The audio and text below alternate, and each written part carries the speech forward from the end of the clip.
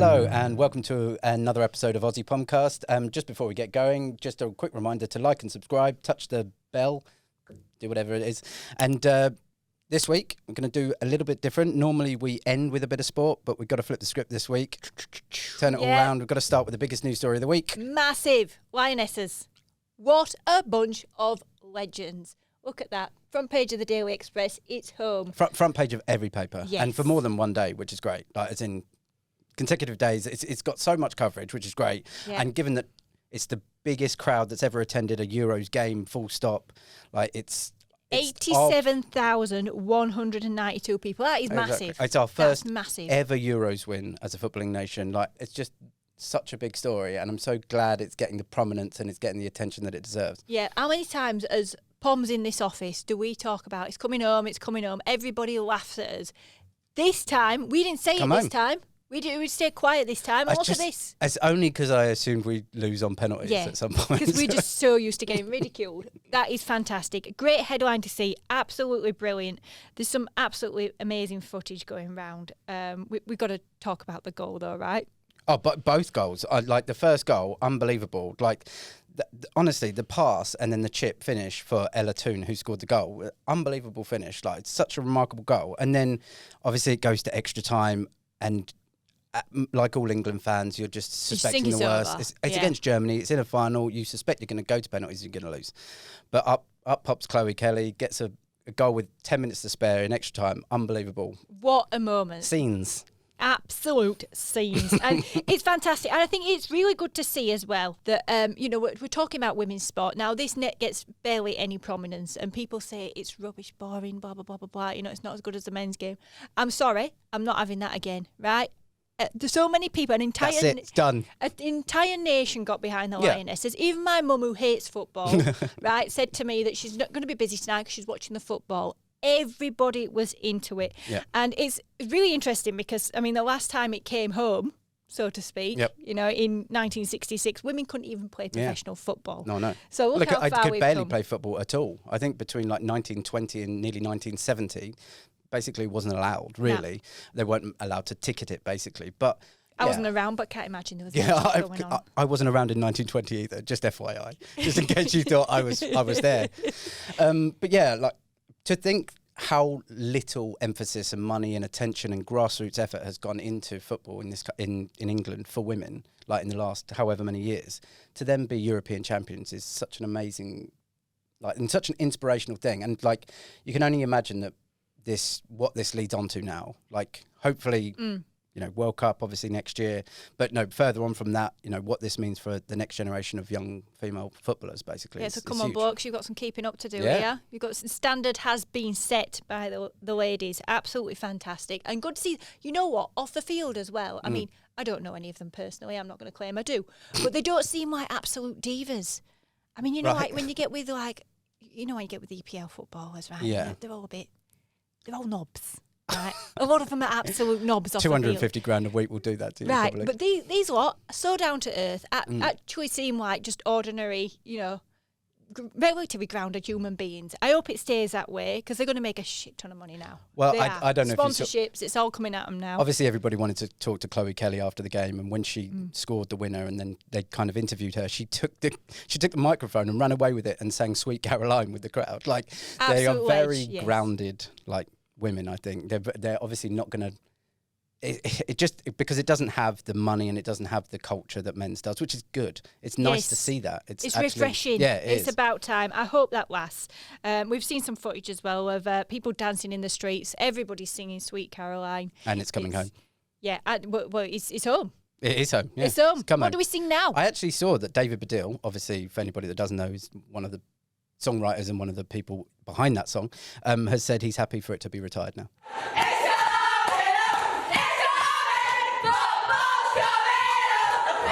That's it. Yeah, call it a day.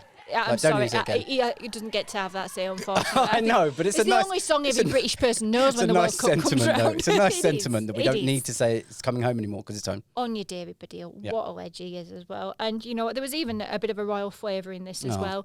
Yes. Trust you. Trust you. A royal reference in there. Look at them, Kate and William and Princess Charlotte here, and they gave a message out to the Lionesses before the game. It's very sweet. Let's take a look. We both want to wish the Lionesses the best of luck for tonight. You've done amazingly well in the competition and we're rooting for you all the way. Good luck. I hope you win. Bye. Yeah, so very cute. Isn't she? I mean, she doesn't say much, but she's very, very cute. And it was lovely to see as well. They're very much a sporting family. It was really good to see as well on their Instagram page. They just went mental about the whole Lionesses thing. Fantastic.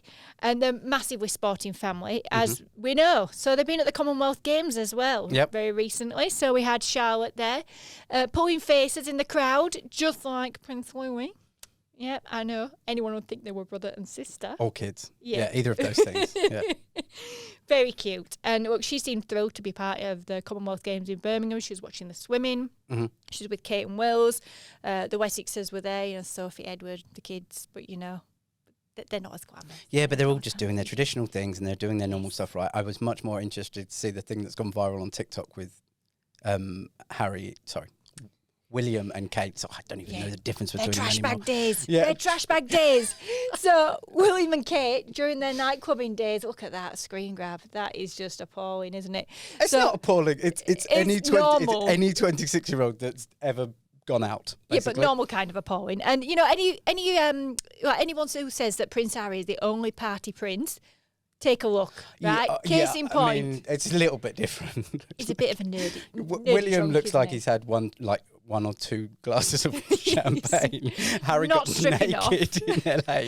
He's not wearing a Nazi. Yeah, exactly. Uniform. Yeah, exactly. There's some difference, but no. Look, I know everybody's talking about it in that kind of context, but it's just actually for me, it's quite nice to just see them being normal and doing normal stuff. A long time ago. I know. This is when they were still dating, and well before Kate was a working member of the royal family and all that jazz.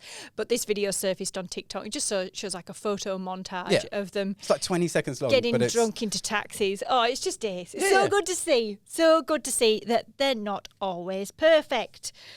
Which, however, Kate. Maybe a slip-up in some people's eyes this week. Right. She wore, shock horror, shorts. What? Who says that's a slip-up? This is the thing. So Meghan got in trouble for this, right? At the time, Meghan's worn shorts a lot of the time. She's a California girl. She wears shorts to a lot of polo games and whatnot. She was a working royal as well and pre-royal life, right? I know shorts shouldn't be a big deal, but it is because they're royals, right?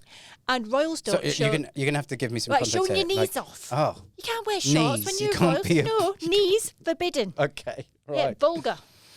Wow. So Kate's worn shorts this week. Massive deal. Not really, but everybody seems to think it is. I think leave her be. And you know what? For once, shorts are fine. Let Meghan be as well. If they want to wear shorts, it's been bloody hot in Britain, right? Can you imagine getting in 40 degrees and someone saying you can't wear those out? I mean, the irony, right? Your knees are out. Kids have to wear shorts. Little boys have to wear shorts all time of the year. Presumably it's the same for the men, right? They still got to wear their top hats and monocles and their ceremonial sword or whatever. Absolutely ridiculous. Look, I'm all for tradition, but I think get rid of the shorts thing, right? Well, of course. Yeah, it's one of the stupidest things I've ever heard in my life. Kate making headlines over shorts. That's another big one this week. Another thing to come out of the Royals this week is obviously that book that we've been talking about. We've given Tom Bauer way too many plugs on this podcast. You have. I mean, you talk about it almost exclusively. I am so getting it. So, yeah, this is a very anti-Meghan and Harry book that seems to... have that sort of flavour to it. What makes you think it's anti-Harry and Meghan? Is it the subtitle Meghan, Harry and the War Between the Windsors? It's a subtle title. It's called Revenge. The fact that they look like something off Dynasty on the front cover. I know. Wow. Tom Bauer says that it's been very hard to find people who spoke about Meghan and Harry in a positive light, which is pretty damning. Yeah, but it might be... it might be only targeting those people. Well, yeah, exactly. It might give you an insight into the sort of sources that he has. I don't know. Like maybe the people that are close to him don't want to talk to him. Well, maybe if they were real mates, they probably wouldn't be speaking to the press anyway, would they? Yeah. So, but we all know about their feelings about that. Looking at you, Thomas Markle. So, look, I mean, he said that a lot of people said that Meghan's painting herself as a victim. That's not true. You can imagine though when you're saying that sort of stuff about a member of the royal family, that is going to go off. They've got a lot of money behind them, right? They've got lawyers behind them. what's going to happen from this. And there's talk now that Meghan's been advised not to pursue legal action over this. Over the book you're talking Yeah, sorry, yeah. because they've done it. They've done it for everything else. Like they've sued the press and all the rest of it. You know, they're very trigger happy with this sort of thing. I mean, they've won some. Yes, they have. Rightly or wrongly, they have. Well, no, the law says rightly. Yeah. All right, shush. So yeah, look, she's been advised not to pursue legal action. I think it's a wise move. I think just don't acknowledge it, right? Just for once, I think Meghan and Harry just need to keep stum and just let this play out, because they've got their own book coming out next year, right? Harry's memoirs are coming out. Chance for them to set the record straight in their eyes. I don't think Tom Bower's getting a mention in Harry's autobiography, to be honest. You reckon? Yeah, exactly. I reckon a lot of people will read it. I mean, we've given it so many plugs on this show. You have. But like, yeah, I don't know. They're damned if they do and they're damned if they don't. So if they come out and they try and sue because it's defamatory or they're saying something that isn't true, then they're going to be these whingers that want the limelight. And if they don't do anything, then it must be true. Like, I don't think what are they supposed to do? Complain, never explain. Those are the rules in the royal family. They're not working royals anymore. She can wear as many shorts as she wants and she can sue who she likes. Moving on. Okay. Moving on. I mean, unfortunately, I think we have to talk about a very sad legal case here. Archie Battersby, a young 12-year-old boy, an incredibly sad story. He's had brain damage basically from what his mum believes might have been him taking part in a TikTok challenge called the Blackout Challenge, which is awful. I'm not going to go into detail about what that's about, but basically that's resulted in him being on life support for a very long time. And his family have been desperately trying to keep him alive. However, it's looking like, as we record this right now, it's looking like his life support is going to be switched off very shortly. I mean, do you want to explain to people here what this means? Yeah, I mean, look, obviously it's a sad story and one that I think we should touch on just because it's worth talking about. But he's a 12-year-old boy. He's been in a coma since April. He's been on life support. He's very, very unlikely to ever gain normal life function. He's probably the medical professionals are saying the ventilator is the only thing keeping him alive. Yeah. He's medically brain dead. Yeah. And so unfortunately there's a very emotional side which is it's quite a sad thing to talk about, but no parent would ever want to make that decision. It's a pretty hard thing to talk about. But what do you do if the parents don't want to say goodbye, or they're not, maybe not mentally prepared to say goodbye, or secondly, don't actually believe them and actually have a firm belief that they should be keeping their little boy alive at all costs? Who draws the line here? Well, that's the problem, isn't it? And so the other side is the pragmatic and logistic and financial side of it, unfortunately, which is how long does the NHS pay to keep someone alive that is never going to regain function, that is never going to have any quality of life? Like, it's a sad thing to talk about, but I think it's important either way that it's talked about. And so now, basically, it's gone to the Supreme Court, it's gone to the High Court, and it looks like the European Court will now get involved potentially. But whatever happens, I think it's important that it's been talked about and that there are court cases and precedents, and now there are means for people to look at different avenues if it happens again. So either way, it's paved the way for different decisions potentially in the future, which is important. And the parents have been absolutely relentless in pursuing this as well. I mean, why wouldn't you? Why wouldn't you give your child what you think is the best chance possible? An incredibly sad story, and obviously that's just developing as we talk about this now. So, I mean, let's just move on to the next topic completely.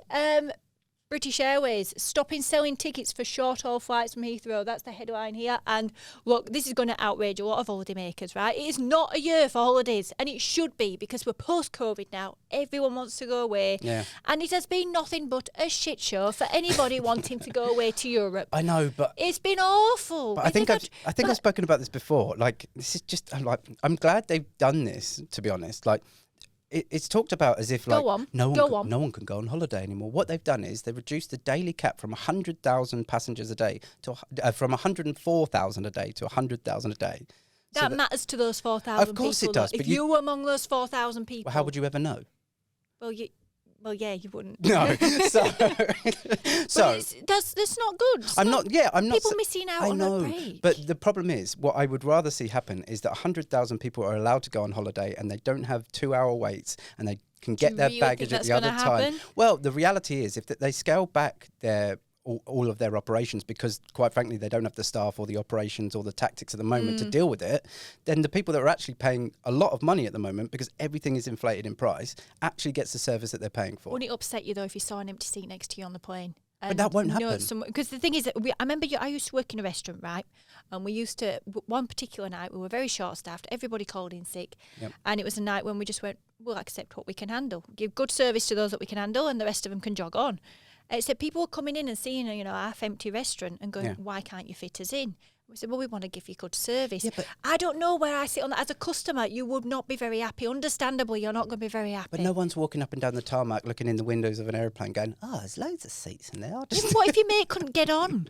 I know, but I just think it's just another thing that takes away one of the joys, I know, few joys that you have when I you're know. living in Britain and the weather's crap. I mean, it's been all right this year, but when the weather's rubbish and you want to go away somewhere and you can't because I know, but as I said, because everybody's paying so much at the moment, to pay, in some cases, double the normal amount and then get half the service that you would have before, because they're greedy and they want to accept all passengers at all times.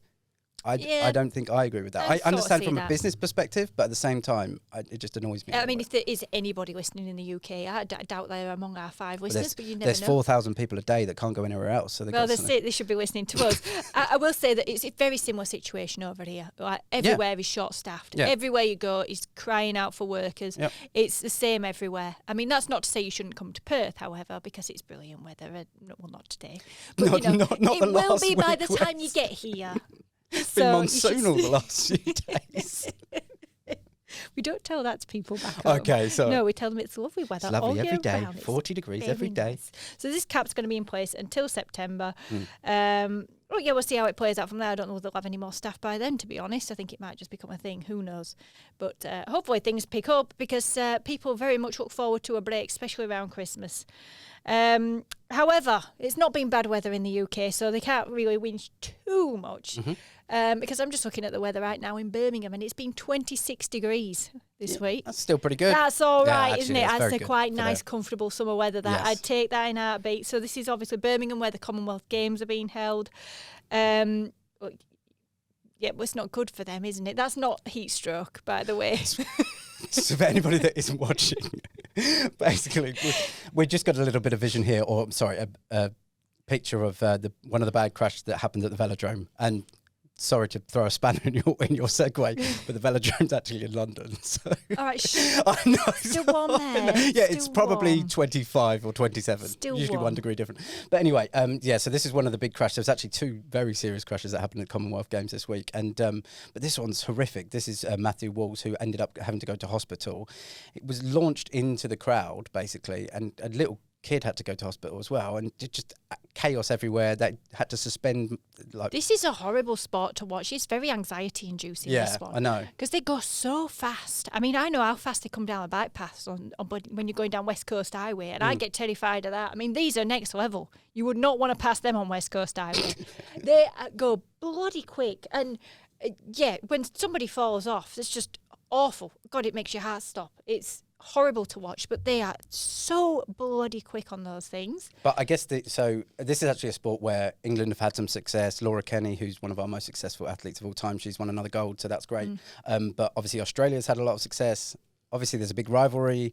We're coming out quite badly on that rivalry at the moment. Follow my advice on every one of these things, right? Support Australians in the swimming on everything. Oh, wow, okay, so that's the important thing. So as we record... We've done all right, actually, though. We've done all right. Go on, carry on. Adam Peaty got a gold this overnight. So tonight, as we're recording, is the last swimming.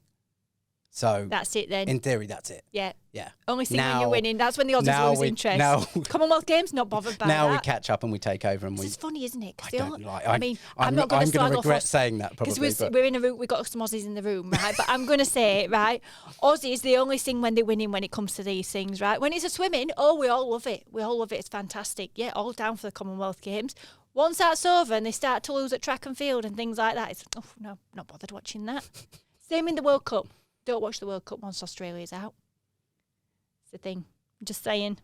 Anyway, we probably won't be welcome back next week. No, well, now that you've upset No, I'm most going of to our lose my audience members. citizenship and get deported after that. But look, if you're still listening or watching, make sure you like and subscribe, and hopefully we'll see you next week. See you later. Ta.